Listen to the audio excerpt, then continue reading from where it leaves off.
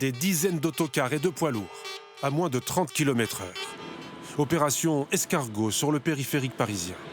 L'aide de 50 millions d'euros pour le mois d'avril, annoncée par le ministre des Transports Philippe Tabarot, ne suffit pas selon eux. Cela équivaut à une réduction de 20 centimes par litre, mais cela ne couvre pas la flambée des prix à la pompe. Entre le mois de février et aujourd'hui, on est à peu près à 60 centimes en plus. Donc 20 centimes, c'est un début, mais ce n'est pas suffisant. Et qu'il faut que l'État nous aide un peu plus, notamment au niveau des taxes. Et c'est là où on espère être entendu. Le gazole trop cher, la guerre au Moyen-Orient qui dissuade les touristes asiatiques de venir visiter l'Europe, les quarts de ce chef d'entreprise sortent de moins en moins.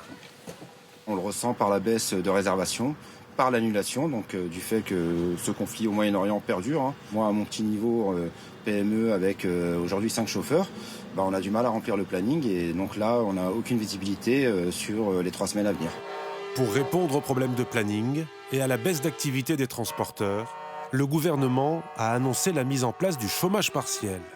Une solution incomplète pour certains professionnels. Oui, ça peut être une aide. Pendant le Covid, ça a été extraordinaire. Ça nous a permis effectivement de garder nos employés, nos salariés. Mais aujourd'hui, ce qu'on veut, c'est pouvoir travailler.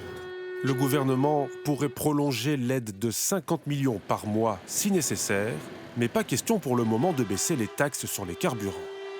Une délégation de transporteurs a été reçue à la préfecture de la région Île-de-France. Ils ont déjà annoncé de nouveaux blocages s'ils ne sont pas entendus.